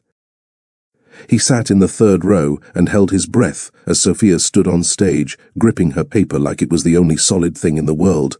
My name is Sophia, and this is for someone I just met, but he feels like a piece of me. By the time she was done, Nash was clapping louder than anyone. The next weekend, it was Miles's science fair. He didn't take over. He sat beside him, read instructions out loud, and let Miles lead. When Miles won second place, he grinned from ear to ear. Nash bent down and whispered, You'll take first next year. But this is gold to me. From then on, weekends belonged to them. No board meetings, no weekend investor calls, just dance rehearsals, playground races, library visits, home-cooked dinners. For the first time in years, Nash wasn't escaping from life. He was building one. It was a rainy Sunday when Sophia fell asleep on Nash's lap for the first time. They had been watching an animated movie for the third time that week. She leaned into his chest slowly, wrapped in a blanket, and by the time the credits rolled, her breathing had evened out. He didn't move, not even when his leg went numb. He just stared at her, studied every detail, the freckles on her cheeks, the tiny scar near her eyebrow, the way her fingers curled like Letty's when she slept. Miles walked in and whispered, "You can move. She's used to being carried to bed." Nash smiled. "I don't want to wake her. You won't." So he did. He lifted her gently, carried her upstairs and tucked her in. Miles followed behind with the nightlight and plugged it into the wall. They stood there side by side, watching her sleep. "Do you think she likes me?" Nash asked quietly. Miles shrugged. "She made you a friendship bracelet. That's kind of her thing." Nash chuckled. Miles added, "I like you too. I just don't show it all weird like she does." Nash looked down at him. "You don't have to. I see it." They bumped fists, an unspoken ritual they picked up somewhere along the way. Later that week, Nash helped Sophia write a story about a girl who met a hero dressed in a suit who forgot how to smile, but learned again because of his kids. She didn't say it was him, but she didn't have to. Letty didn't trust easy, especially not again. But every time she picked up the kids and saw the light in their eyes, the stories they shared, the way they clung to Nash's arms like they were always meant to, something inside her softened. He wasn't perfect. He still checked his phone more than she liked. Still overthought simple moments. Still called bedtime stories performance review summaries until Sophia scolded him into using daddy voice only. But he was there. That counted. One Friday evening, Letty walked up to the brownstone just as the twins were chalking hopscotch squares on the sidewalk. Nash was sitting on the steps, watching them argue over whether it should go to 10 or infinity. She stepped closer. He looked up and smiled. "Hey." She folded her arms. "You survived another week." "Barely," he teased. "They made me eat spaghetti with syrup last night." "You didn't." "I did. For science." Miles called it a taste experiment. She laughed, couldn't help it, then sat beside him. The kids ran ahead, arguing about color order now. Letty looked at Nash. "You're doing okay?" He turned to her. "I'm trying. You're doing more than that." He didn't respond, just looked at her, quiet, open. Their shoulders brushed, neither pulled away. And for the first time since their worlds cracked apart, Letty allowed herself to wonder, could this really be something again? The whispers started small. It began with a glance at the corner store, an older woman clutching her purse and leaning in to whisper behind Letty's back. Then came the hair salon, where one of the stylists paused her blow-drying mid-sentence to ask, "Wait, that's who the kid's dad is." By the end of the week, the story had taken on a life of its own. According to the streets, Letty, beloved school counselor, resident poetry coach, mother of two, was entertaining a billionaire in secret. Some said she was securing a check. Others accused her of selling out. A few even dared to suggest she was chasing status. The most hurtful rumor: she's letting him play daddy now that he got money. Typical. Letty overheard that one on a crowded subway platform. She didn't turn around, didn't argue, but when she got home, she couldn't stop pacing. She stood in front of the mirror, gripping the edge of the sink, asking herself the same question over and over. Why do they think I'd let someone buy their way into my children's lives? She never wanted her world to be dissected under a microscope. She never asked for attention nor sympathy. And yet here she was, because the man she once loved now wore suits that drew cameras and carried a last name that made people assume. The brownstone, the daycare pickups, the weekend outings, everything they'd done with care, now felt exposed. And as she sat at the kitchen table, while Sophia colored beside her and Miles quietly played with magnets, Letty realized something. The world didn't know their truth, and maybe it didn't need to. But Nash, he would have to earn being in it, no matter who saw or misunderstood it from the outside. That night, Letty lay awake while the rain tapped against her bedroom window like a ticking clock. She couldn't sleep, not with the echoes of old wounds resurfacing. Years ago, when she first found out she was pregnant, she faced judgment alone. People had questioned her character, her intelligence, her choices. She had walked into school meetings 6 months pregnant, With no ring, no man in sight, and a heart full of silent fire, she built a life in spite of that. Brick by emotional brick, she raised her twins without depending on anyone, not even Nash when she could have. She'd lied awake through fevers, danced through preschool concerts, and cried quietly in the pantry after long days. And when the kids asked where their dad was, she offered the truth without bitterness. He's figuring himself out. But you have me, and I have you. But now that he was back and trying, her heart was caught between gratitude and resistance. It was easier to blame him when he was absent, now that he was folding clothes with Sophia and fixing circuit boards with Miles. What excuse did she have? But do people really change? That question haunted her. The Nash she once loved had ambition but no anchor, charm but no follow-through. He had a way of making promises sound like poetry, only to disappear before the ink dried. Yet this version of Nash showed up early, stayed late, wrote apology notes in the kids' lunchboxes. Still, love wasn't a light switch, forgiveness wasn't a favor. And Letty wasn't the same girl who believed a future was owed just because they shared a past. She needed proof, over time, that this wasn't just a performance, that this wasn't just guilt, that it was real. Letty had organized the monthly event for local students and parents to share poetry, music, or storytelling. It was meant to be casual, no pressure, no spotlights, just words and warmth. The kids were taking turns at the mic, and Nash had promised to sit quietly in the back. But when a teenager backed out last minute and the room paused in awkward silence, Letty jokingly said into the mic, "Unless someone else is brave enough to stand in." A few chuckles. Then Nash stood up. The room went silent. He walked to the front, hands in pockets, and exhaled slowly before speaking. "I wasn't planning to talk today," he began, eyes scanning the modest crowd. "But I've been sitting back too long already." He glanced toward Letty. She didn't blink. "My name's Nash. Some of you know me from the news or the whispers outside. I'm not here to change what people say, but I do want to tell the truth." People leaned in. "Years ago I made choices that hurt someone I loved. I left when I should have stayed. I ran from responsibility. I buried myself in work and let time pass like it was disposable." A pause, but life doesn't forget, and neither does the heart. "I came back not because I was ready to be a father. I came back because I had to be..." Murmurs. He looked down, then back up. "Sophia and Miles are my kids, and every moment I spend with them teaches me something I never learned in boardrooms or billion-dollar meetings. They remind me how to listen, how to slow down, how to be better." He stepped away from the mic and added, "And Letty has every right to protect what she built without me. But I'll keep showing up, not for appearances, but because I finally learned what matters." Applause rose slowly, genuine, hesitant, then whole. Letty stood frozen at the back of the room, because for the first time, he didn't just say sorry, he showed change. After the open mic ended and people filtered out into the night, Letty found herself lingering outside the building with Nash. The air was cool. Streetlights flickered. Somewhere nearby, someone played slow jazz from a window. She folded her arms and leaned against the brick wall, watching the kids pack up art supplies inside. "You weren't supposed to speak," she said quietly. "I know, but I'm glad you did." He looked over. "Really?" She nodded. "You didn't sugarcoat it. You didn't perform." "Wasn't for them," he replied. "Was for you." And them. Silence stretched between them. Then, slowly, gently, he stepped closer, not invading, just closer. His voice dropped.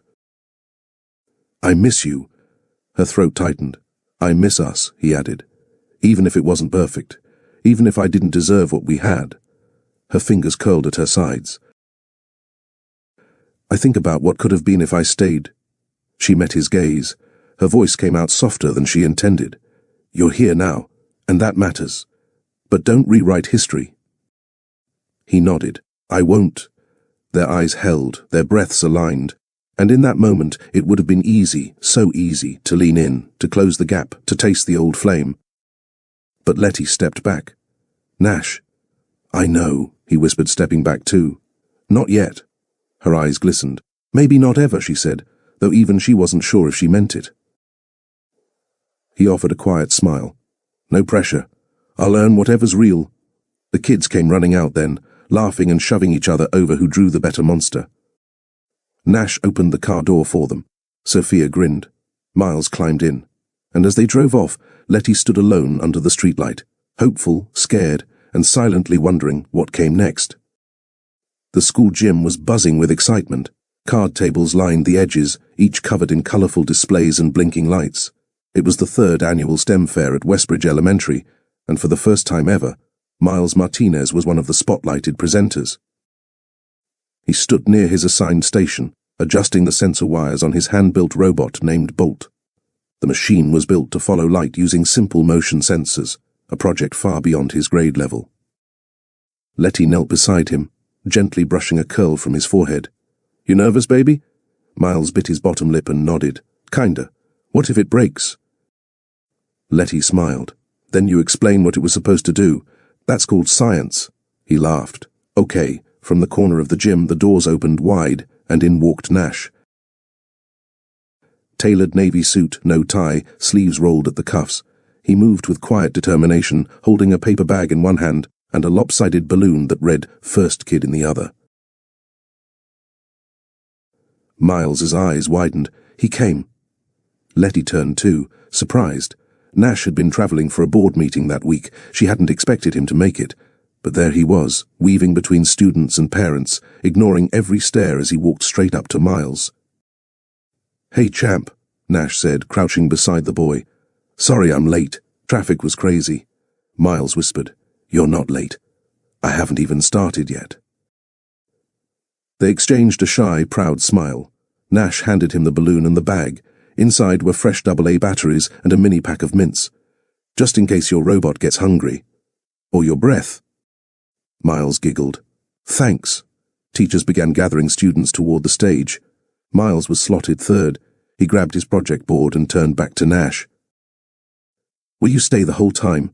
Nash nodded. "Front row. Wouldn't miss it." For the next 20 minutes, Letty watched from behind as Nash sat cross-legged on the gym floor, cheering, nodding, clapping like a proud uncle at a dance recital. Except he wasn't an uncle. He was a father, trying to earn his title one moment at a time. Miles introduced Bolt and triggered its sensors perfectly. The robot zipped across the mat, following the flashlight beam like a loyal puppy. The crowd clapped. Nash stood up and whistled through his fingers, and as Miles bowed with a cheesy grin, Letty realized something she hadn't in years. Their son had someone to look up to now, and maybe, just maybe, he believed in him because Nash finally believed in himself. The fair had just ended. Kids ran wild, the gym now echoing with laughter and the buzz of sugar highs from juice boxes and snacks. Letty was helping Sophia fold up her artwork display in another corner when she heard Miles's voice, low and shaky. "No, he's my real dad." She froze. Nash, standing nearby, turned at the same time. They followed the sound to the back hallway behind the auditorium curtain. Miles stood stiffly facing 2 boys, taller, smirking, and clearly older. "Sure he is," one of the boys sneered. "That guy, the CEO, you really think someone like him is your dad? Please." The second boy added, "My mom says he only came back 'cause your mom trapped him with twins. That's what moms like that do." Miles's face went pale. Nash stepped forward. "Hey," he said calmly, "what's going on here?" The boys stiffened. "We were just making fun of someone whose life you don't understand." The hallway went quiet. Nash knelt beside Miles and placed a hand on his shoulder. "This is my son," he said firmly, "and I'm not here because anyone made me come. I'm here because I love him, and because he's the kind of kid I wish I had been when I was his age. Smart, kind, and a lot braver than some people twice his size." The boys muttered something and walked away. Miles looked up, eyes watery but defiant. Nash studied him. "You okay?" He nodded slowly. Then, with a hesitation that tugged at Nash's heart, Miles asked, "Do you wish you didn't have to be my dad?" Nash felt that like a punch to the chest. He knelt lower. "No, I wish I hadn't missed out on being your dad. But every day I get now, I'm grateful for—" They stood in silence for a beat. Then Miles wrapped his arms around him in a tight, clumsy hug, not just for show, not out of fear, but because, for the first time, he believed the man kneeling in front of him wasn't going anywhere. Later that evening, back at Letty's brownstone, the house smelled like fried plantains and melted crayons. Miles and Nash sat cross-legged on the living room floor, surrounded by scraps of wire, plastic gears, and a dismantled toy car. The robot from the fair now had blinking eyes and a voice box. Nash held up a screwdriver. "So, if we reverse the polarity," Miles gasped, "it might be able to talk." "Well, mumble." They both laughed. Letty watched from the kitchen, stirring a pot of rice. She hadn't seen Miles this open in weeks. "You wanted to say something?" Nash asked. "Yeah. Can you make it say welcome to Miles's lab?" "I'll try." They fiddled with parts, Nash showing him how to solder safely. They took turns adjusting sound files on an old tablet and testing playback. After 3 failed tries, the robot finally sputtered, "Welcome to M. Miles's L lab." Miles jumped up, fists in the air. "It worked." Nash grinned. "That's what teamwork gets you." Miles looked up, eyes bright. "Can we build more stuff together?" Nash hesitated. "Only if your mom says I can hang out more." Miles bolted to the kitchen. "Mom, can Nash come every Friday for robot night?"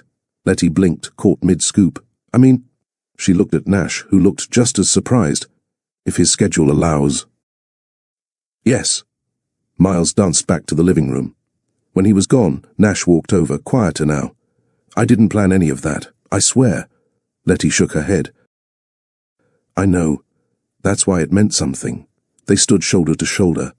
"I missed so much," Nash whispered, "but I want to build whatever I can now." She didn't answer right away, but she didn't push him away either, and that was progress. After the kids had gone to bed, Letty found Nash still in the living room, folding the kid's blanket neatly over the couch. It was quiet, just the hum of the fridge and the creak of the old radiator. She leaned against the doorway, arms folded. "You stayed," he smiled gently. "Didn't want to leave on a high note and make it feel like a performance." She nodded. "Smart move."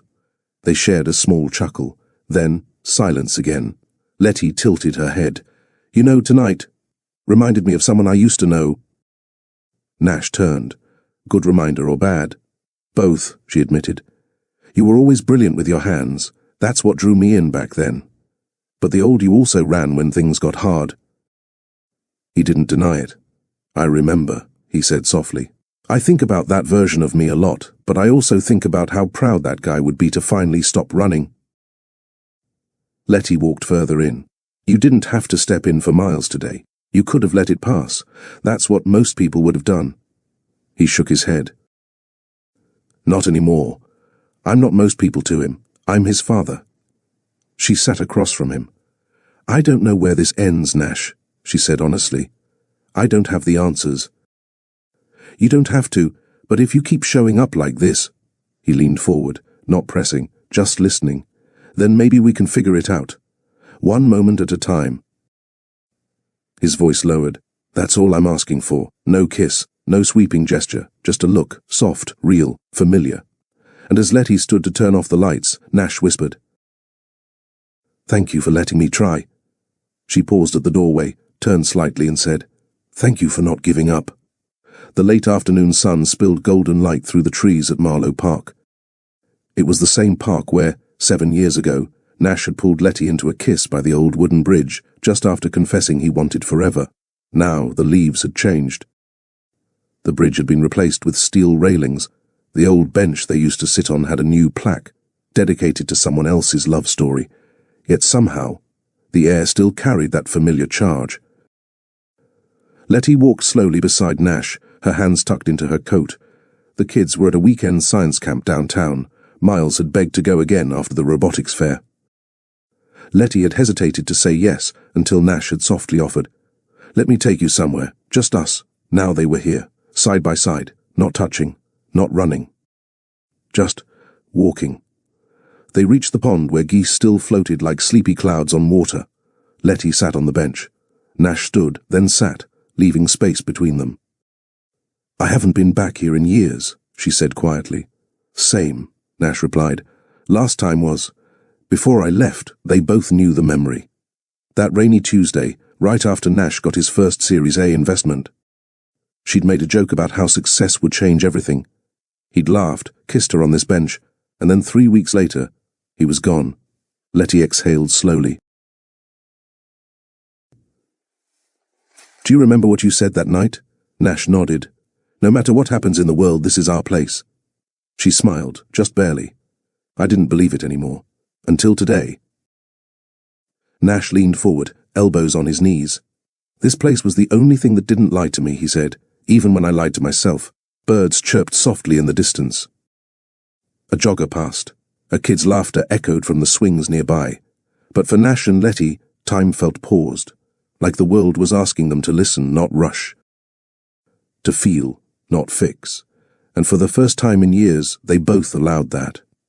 Nash rubbed his hands together, warming them against the chill. I've done some hard work, Letty. She looked at him. I figured, no, I mean real work, not the boardroom kind. He reached into his coat pocket and pulled out a small leather notebook, worn at the edges, pages dog-eared. I started writing again. After therapy sessions, Letty blinked. You're in therapy? Been going for over a year now. He opened to a page and handed it to her. Written in blocky, uneven handwriting were 3 sentences. I abandoned people who loved me. I feared being ordinary, but I was never stronger than when I was with Letty. She read it slowly. Her throat tightened. I thought therapy was for people who couldn't handle real life, he admitted. Turns out, I was the one avoiding it. She stayed quiet. Nash continued, I had to admit I wasn't just scared of fatherhood. I was scared of being enough. For you, for Miles, for myself. He swallowed hard. My therapist called it perfection panic. I called it running. Letty finally spoke. Why are you telling me this now? Because I spent years trying to earn money. Then I spent the last year trying to earn clarity, and I realized, if I don't own my shame, I'll never deserve your forgiveness. She looked at him, not with softness, but with fierce attentiveness. You can't undo what happened, Nash. I know, but you can stop pretending you're the only one who paid the price. He nodded. I'm learning that too. Letty touched the notebook again, fingers grazing the worn edge. And you wrote these for yourself? For you, he said honestly. But I had to mean them for myself first. The sun had started to dip lower now, casting amber light over the park. Letty looked out toward the water, voice low. You know what I hated the most, Nash? He waited. That it took me so long to stop loving you. He froze. Nash leaned back. That's fair. I used to imagine us raising the twins together. I used to sleep with their baby monitor on even after they moved into their own room, just in case you'd somehow come home and not know where they were. She turned toward him. I told myself over and over again that I hated you, but what I hated was that you'd made me doubt my own heart. Tears brimmed in her eyes. She didn't blink them back this time. And when you showed up again, I didn't know if I wanted to scream or fall into you. Nash's jaw tightened. He looked away. Letty continued, but every time you showed up for Miles, every time you waited, didn't push, didn't run again, I saw pieces of the man I fell in love with. She brushed her palm against the bench. And if that man is still in there, Nash, he looked at her slowly, then I need to take my time learning how to love him again. Not the fantasy, not the memory, you. As you are now. Nash didn't reach for her, didn't beg. He just nodded. I'll wait.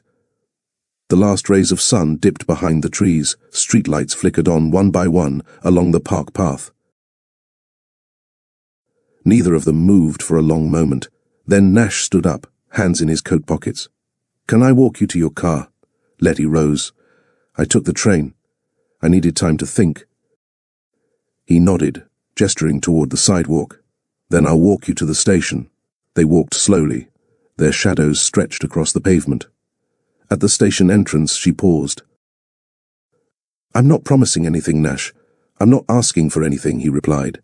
Except the chance to keep showing you. She smiled, bittersweet. I guess that's the first promise we both understand now. He gave a quiet laugh. I'll take it. A breeze kicked up. Letty pulled her scarf tighter. Then, softly, gently, she reached out and held his hand for just a second. Not out of romance, but out of recognition. That something had shifted, that a door had creaked open, and even if it wasn't wide enough to walk through yet, it wasn't locked anymore. Good night, Nash. Good night, Letty. He watched her disappear down the steps, not as a man who had lost something, but as one who finally understood what it would take to earn it back. It was a cool Saturday morning, and the neighborhood community center had never looked so alive. Streamers in seafoam green and burnt orange, the twins' favorite colors, draped across the ceiling. Paper lanterns floated under soft LED lights. On one wall was a giant handmade banner that read, "Happy 6 years of amazing Miles and Maya." It wasn't technically their birthday. That had passed months ago, quietly, uneventfully, as it often had since Letty began doing things solo. Life had taught her not to expect help, and she'd accepted that the celebrations would be small, if at all. But Nash had been quietly working for weeks behind the scenes. He'd spoken to Ms. Inez, the twins' after-school coordinator, called every parent in their classroom, even baked a test batch of cupcakes, burned the first round, nailed the second, and now everything was ready. The twins entered the hall blindfolded, Letty leading them in, biting her lip to keep from tearing up. "Okay," Nash said, crouched in front of them. "You can take them off now." Maya peeled her blindfold off first. Miles followed, then blinked. Both kids froze. "What?" Maya whispered. Then the room erupted in cheers from classmates, neighbors, even Letty's cousin Darnell and his wife, who'd driven in from the next city. "Daddy did this?" Miles asked in shock. Letty nodded, eyes soft. "Yes, all of it." Miles looked at Nash. "Even the balloons shaped like rocket ships." Nash grinned. "Even those?" Maya ran straight into his arms. Miles followed a second later. Nash knelt down, overwhelmed. "You too deserve to be celebrated, not just for being born, but for being who you are, every single day." The DJ started playing a song the twins loved from their favorite animated series, and suddenly the room was alive with music, cake, dancing, and the kind of joy that never used to belong to Nash. But today, he had earned a front-row seat to it, and Letty... She stood near the snack table, hand pressed to her heart, watching the man she once thought would never show up again finally give their children what they'd always deserved. Midway through the party, Nash asked for everyone's attention. He tapped the microphone gently and looked toward the screen set up near the dessert table. "I want to show you all something." Letty tensed slightly, unsure what he had planned. The lights dimmed, and a short video began to play on the projector. It opened with hospital photos, Letty in a tired gown, holding 2 bundled babies, her smile weary but fierce. "I found these from Ms. Inez's files and a few Letty shared with me," Nash said. More images followed. Maya's first time holding a paintbrush. Miles asleep in a wagon, his face smeared with chocolate. Letty asleep on the couch, both kids piled on top of her like kittens. Then came a gap. Nash paused the video.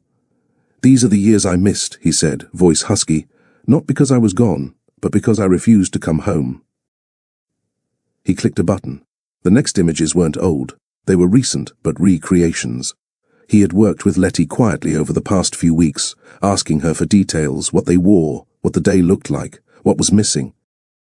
And now, a snapshot of Nash pushing Maya in a swing, mimicking a photo she never had with him, a staged image of Nash falling asleep on the couch with Miles and Maya pretending to squish him, like they used to do to Letty. A new version of their first steps photo, where Nash playfully crouched behind Miles as he ran, pretending it was his first time walking. People in the room began tearing up, especially Letty. He ended the video with a simple caption, "I can't go back, but I can make new memories, every day that you let me." Maya and Miles hugged him again, tighter this time.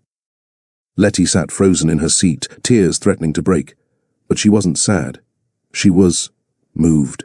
Because for once, the man who'd vanished during the most important chapter of her life wasn't trying to pretend he'd always been there. He was finally honoring the fact that she had been. Letty followed, arms folded across her chest. Not cold, just overwhelmed. "I wasn't ready for all of that," she said softly. "I wasn't ready to face it either, but it needed to be said." A moment passed. "I kept thinking about the night I left," Nash said, staring out at the parking lot. Letty remained quiet. "The night before I signed that funding deal, you were 8 months pregnant. You begged me not to fly out. Said you had a bad feeling. She nodded slowly. I remember, I told you it was just nerves. I said it was my time. He laughed bitterly. It was my time, all right. My time to disappear. He turned to face her. You went into labor the next day, and I wasn't there. Tears rimmed Letty's eyes. I held both of them by myself. Maya had to go under lights for her breathing. Miles wouldn't stop crying unless I hummed that silly jazz tune you used to sing when you cooked. She swallowed hard. I kept thinking you'd walk through the door. I told the nurses to check again every time footsteps echoed down the hall. Nash clenched his jaw. I was sitting in a luxury hotel suite, celebrating $1 million valuation, while you were bringing our children into the world, alone. His voice cracked. I replay that night like a film in my head, over and over, and every time I scream at the version of me in the past, don't go, stay, but he never listens. Letty blinked fast. He stepped closer, carefully. I can't erase that night, Letty. I can't undo the hurt, but I remember it every time I wake up now. It's what drives me. A single tear rolled down her cheek, and I think maybe that memory is what kept me alive, she said. They stood in silence for a moment outside the community center. The air had cooled. Crickets began to chirp. The sound of laughter still echoed faintly from inside as Maya and Miles ran circles around the balloon arch. Letty suddenly dropped her arms to her sides. I spent years convincing myself I was better off without you.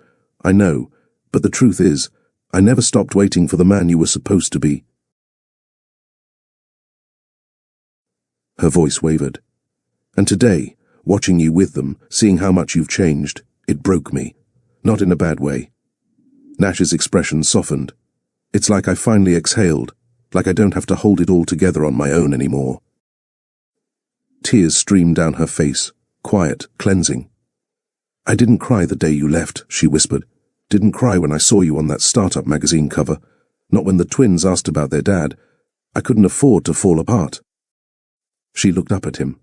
But today, I can, and with that, she stepped into his arms, not hesitantly, but with a trust rebuilt piece by piece. Nash didn't say anything. He just held her, wrapping his arms around her like he was trying to protect every broken piece she'd held together alone. She sobbed, fully, freely. He kissed her forehead gently.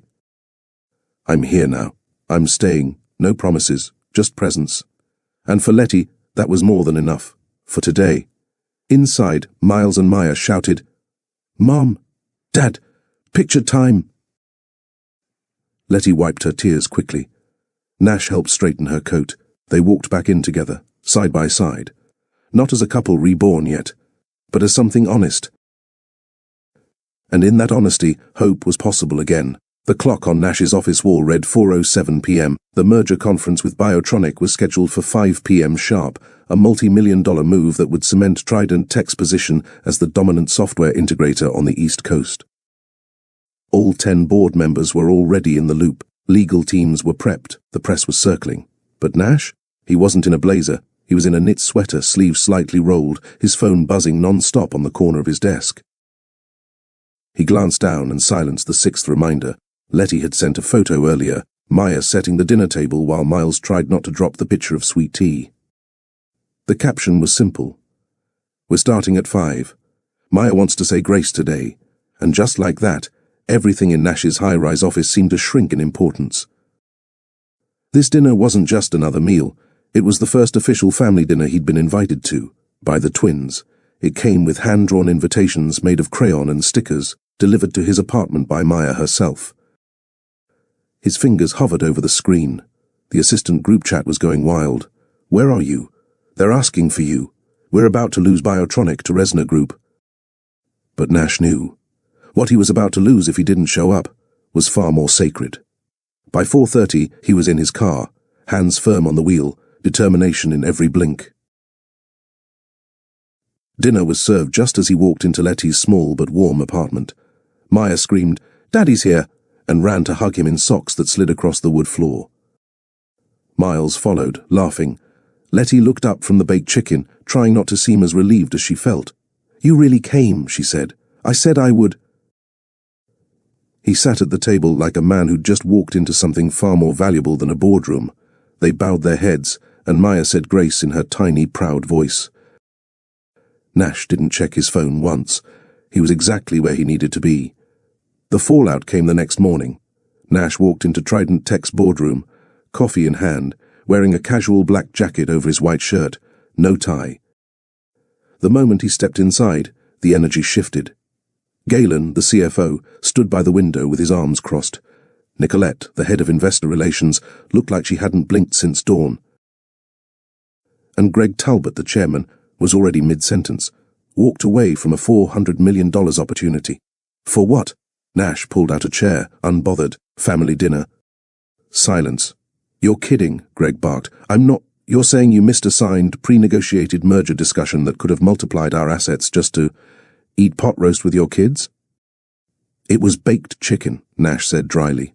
And yes, Nicolette slammed her folder closed. Do you realize what that looks like to our shareholders?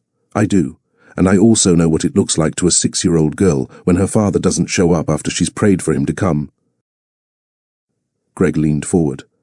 You've always been a brilliant strategist, Nash, but you're slipping. Your priorities are evolving, Nash interrupted, his voice firmer. I built this company from nothing, brick by brick, but I did it while losing my family. I disappeared when my children were born. I broke the heart of a woman who deserved better, and I've spent the last year trying to earn a second chance. He stood now. This business, it can wait. If a deal's meant for us, it'll circle back. If not, we move forward. But I will not sit here and sacrifice the very thing I'm working so hard to rebuild. For another line in a balance sheet. The board looked stunned. Galen muttered. Resner's offer wasn't as clean as they made it sound. Legal found a clause about post-acquisition layoffs. Could have turned into a PR nightmare. Nash nodded. Exactly. He let that settle. You all hired me because I was relentless. Because I took bold steps and built empires. Well, now I'm building something even bigger. Trust. He grabbed his folder, adjusted his collar, and headed for the door. You can replace a CEO, he said, turning once before leaving.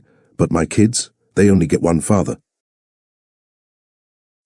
And with that, he walked out, without regret. The next week was unusually quiet for Nash. No board memos, no press statements, just silence. But Letty noticed something different. He started picking the kids up early from school, helping them with spelling bee prep, teaching Miles how to play chess. He even offered to paint Maya's room with glitter stars, despite being hilariously bad at painting edges. At dinner one evening, Letty brought out a pot of gumbo, her specialty. The kids were already asleep on the couch, knocked out from a movie night. She looked across the table at Nash. I heard about the boardroom confrontation, she said carefully. He sipped his water. Of course you did. You walked away from your biggest merger yet. I walked towards something bigger. He nodded slowly. Neither does this one. She let out a small laugh, half amazed, half nervous. So what now? I'm restructuring Trident Tech. Leaner, slower growth, more sustainable. I want to build a model that doesn't burn people out or ruin families. He looked at her with steady eyes. I want to be present. Not just as a father, but as a man.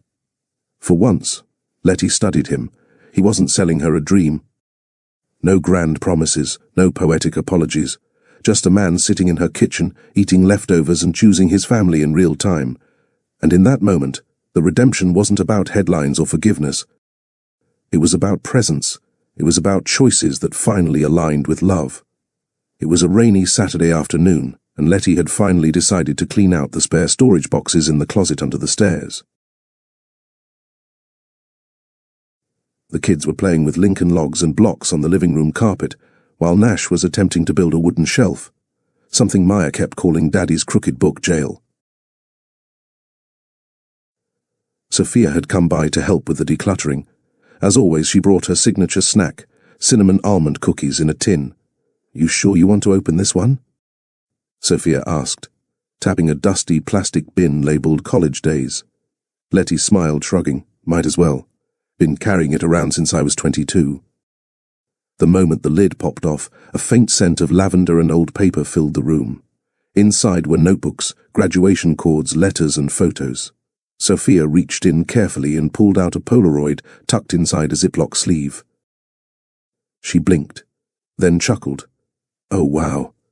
Letty looked up from the floor. What? Sophia turned the picture toward her. It was Letty, age 23, standing in front of a small church during a bridal modeling shoot she had done for a friend's wedding boutique. She wore a simple ivory gown, her hair curled in soft waves, a quiet confidence in her eyes. I remember that day, Letty said softly, taking the photo in her hands. I wasn't getting married. I just needed the extra cash, so I said yes to being a stand-in model. You looked happy, Sophia said. I was pretending. Nash, overhearing from across the room, paused his attempt at screwing in a shelf. He watched her, watched the way her eyes softened, the way she lightly brushed her thumb across the corner of the photo. Sophia leaned over. Do the kids know? Letty shook her head. Never came up, but the photo didn't go back in the bin. Letty placed it on the kitchen counter instead. Something about it felt unfinished, like a door left ajar years ago, waiting for someone to notice. And someone would. Later that week, Nash picked up Maya and Miles from school. They rode home in the back seat, munching on apple slices while chatting about Valentine's Day art they had worked on in class. Mummy used to wear a white dress? Maya asked out of nowhere. Nash glanced into the rearview mirror. A white dress? Yeah, Auntie Sophia showed us a picture on the counter. Mummy looked like a princess. Miles nodded. She had flowers, too. Nash smiled. Well, maybe she was pretending for a photo shoot. Do people only wear those when they get married? Maya asked, curious as always. Usually, Nash answered gently. It's a tradition. There was a small pause. Then Miles leaned forward in his booster seat. Are you ever going to marry Mummy? The question came out so matter-of-fact, so innocent, that Nash had to grip the steering wheel a little tighter. He cleared his throat. Why do you ask? Maya answered. Because when we drew our family tree in class, some kids said if parents aren't married, they're not a real family. Nash's chest tightened. Hey, look at me, both of you. They leaned forward again, eyes big and trusting. You are a real family. We are a real family. No piece of paper or fancy dress changes that. But, Maya added quietly, it would be fun if Mummy had a dress again, Miles whispered, and we could help plan it. Nash parked the car outside the house and turned toward them. Would you both like that? They nodded in unison. Nash didn't promise anything, but he hugged them tighter that night, and after they'd gone to bed, he stood for a long time in Letty's kitchen, staring at that old photograph on the counter. The idea didn't scare him, it filled him with purpose. 3 days later, Nash took Sophia out for coffee, not for gossip, not to vent. He needed advice. I want to ask her, he said simply. But I don't want flash. I don't want rented rooftops or helicopter entrances. Sophia leaned back, stirring her cup. Then don't. Make it yours. Letty doesn't need fireworks. She needs intention. What do you think she'd want? Sophia smiled. Something small. Just you. Maybe the twins. Maybe something tied to a memory. That night, Nash couldn't sleep. He replayed every moment. Her laughter when she burned toast, her quiet tears during late-night movies, the way she always covered the kids with extra blankets, even when they were already warm. By morning, the idea had formed. He took the kids to the small lake where he and Letty had first brought them fishing. It was peaceful, simple. He told the twins he needed their help with a secret. They were all in. Maya insisted on paper lanterns. Miles helped him pick wildflowers. Nash booked the same picnic bench they'd once used, just near the water, and asked Letty to meet him there after school. When she arrived, confused but smiling, the twins were already waiting in matching outfits, grinning like little schemers. What's going on? Letty asked. Maya pointed. Follow the path, Mummy. Tiny, hand-painted signs lined the walkway. This is where we first smiled. At the final bench, Nash stood alone. No crowd, no photographers, just him, holding a small box and a bigger heart. Letty stepped toward him slowly, her hand over her heart. Are you doing what I think you're doing? Nash smiled, nerves dancing behind his eyes. I'm not trying to recreate the past, Letty. I'm trying to honor what we've built now. He took a deep breath. You were the woman I should have married years ago, but I wasn't ready. I didn't even know how to love you the way you deserved. He opened the box. Inside was a modest ring, Nothing flashy but elegant. The band was engraved with the twins' initials. I'm asking, not because it's the next step, but because I want to walk beside you, not ahead, not behind, just with you, always. He stepped forward. But this time you choose. No pressure, no timeline, just your heart. Letty's eyes welled up. The pain of their past didn't vanish, but it didn't define them either. She looked down at the ring, then up at him, then at the kids peeking behind a tree nearby. She reached out, took his hand, and nodded slowly. You finally showed up. Nash swallowed hard. I did, she whispered. Then yes, there were no violins or champagne toasts, just laughter, tears, and a soft sunset behind them. Sometimes the grandest invitations are written in second chances. If this story touched your heart, don't forget to like, comment your favorite moment, share it with someone who believes in second chances, and subscribe to Mr. Victor's Story.